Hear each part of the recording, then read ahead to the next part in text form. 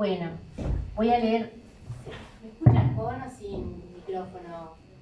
Mejor con el micrófono. Porque es medio... Bueno, con. Voy a leer un poema que se llama Celebraciones de fin de siglo en 2 partes. Como el ciclo tenía 2 partes y creo que me excedería de los minutos que tengo, lo voy a partir. ¿Está?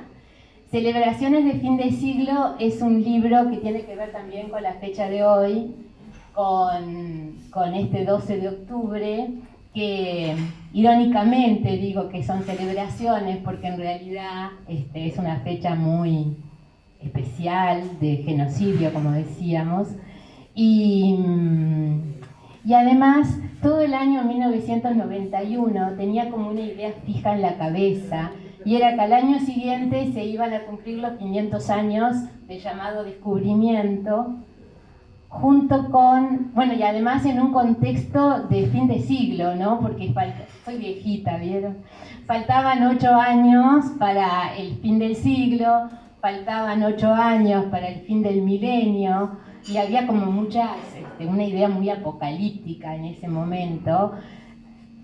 Y a su vez, 1991 también, me pasé pensando que al año siguiente se iban a cumplir los 100 años del nacimiento del poeta peruano César Vallejo, poeta que, bueno, me acompañó mucho, y los 100 años del nacimiento de mi abuelo, ¿sí? Entonces, celebraciones de fin de siglo.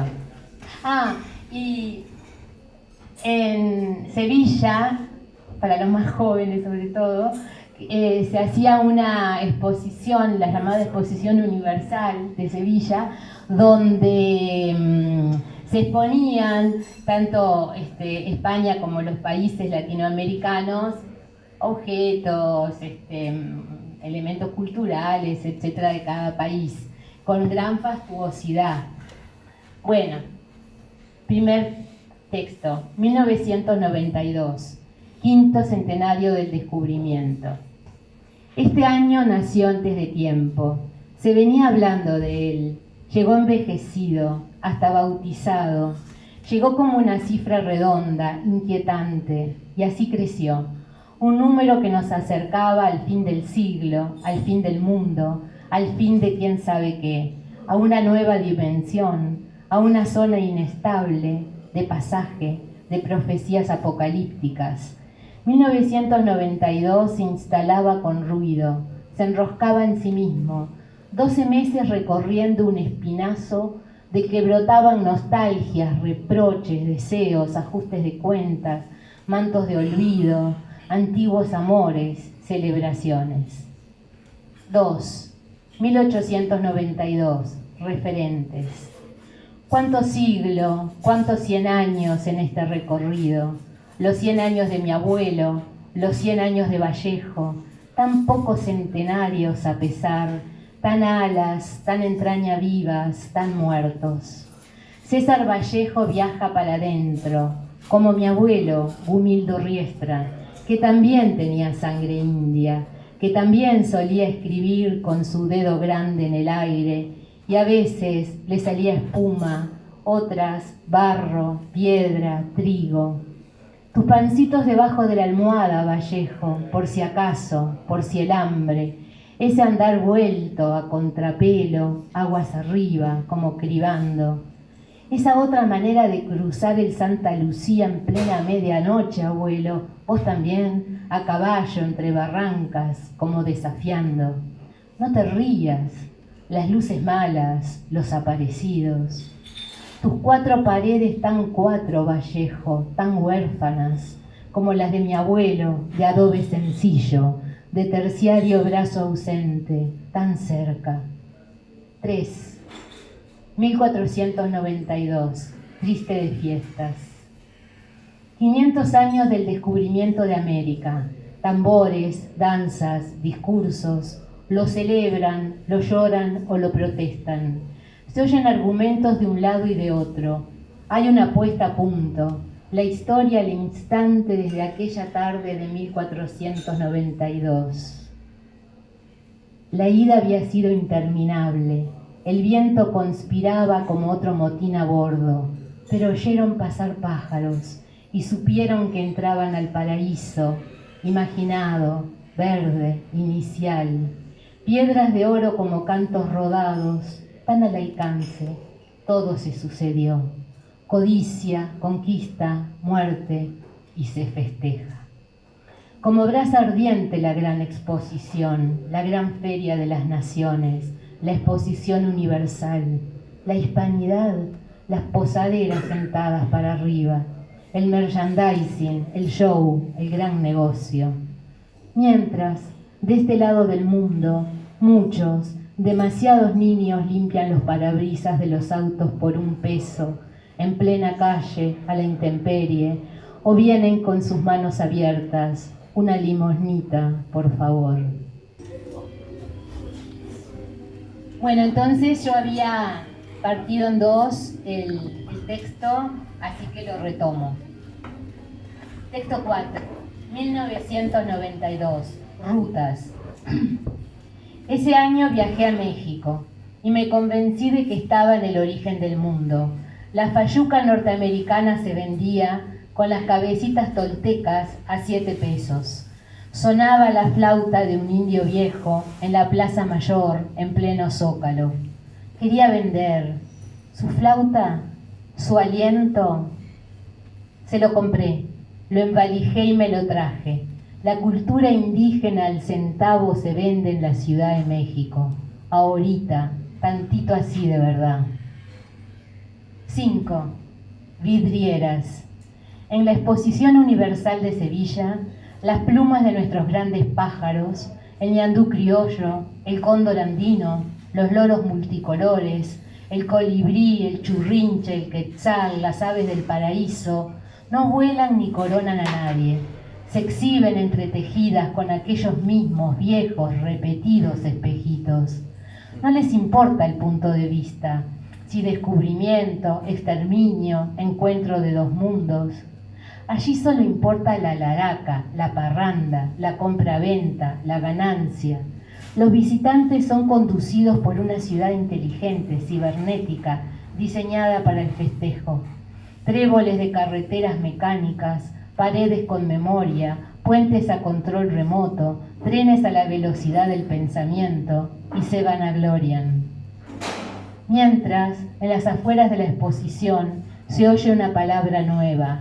Sudacas nos llaman. 6. Remembranzas. Había huelga de hambre entre los mexicanos. No admitían el festejo, humillaba.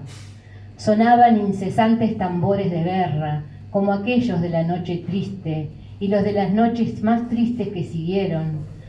Los pisos y las paredes del templo mayor azteca, ahí, abajo mismo de la catedral, recordaban la sangre, los gritos, como en Cusco con los incas. A traición quisieron acabarlos. Como acá, mucho después, en el arroyo Salsipuedes con los charrúas. No quedaban bien, eran chusma. Como cristianos viejos debíamos ser, de pura cepa criolla, que no quedara memoria sobre la tierra. En una gran exposición, en un museo sí podían estar, en exhibición, en show, así sí, y que todos paguen para ver esas posaderas sentadas para arriba. 7. Ausencia. ¿Qué hacer? ¿A qué dioses llamar cuando hasta las palabras se subastan al tráfico de las influencias? Cuando el alma se mide por rating y se la denomina producción de imagen. Desgastado todo, ¿qué quedaría de la tierra? ¿Qué quedará de nosotros? Encontrarlos ahora, en este 1992, que nos hacen una falta sin fondo, al borde de una mañana clara, definitiva, al indio viejo, a mi abuelo, a César Vallejo. Reencontrarnos el aliento, las yemas de los dedos, las historias, cosernos unos a otros los costados, ir formando una trama, una bandera, un poncho, un ala, con los huérfanos de las conquistas y las guerras, con los vencidos, los saqueados, los refugiados, los exhibidos, ¿qué menos? No te preocuparías más, Vallejo, de guardar pancitos por si acaso. No habrías tenido tampoco, abuelo, que trabajar por 2 cobres en la compañía de ferrocarriles para los ingleses.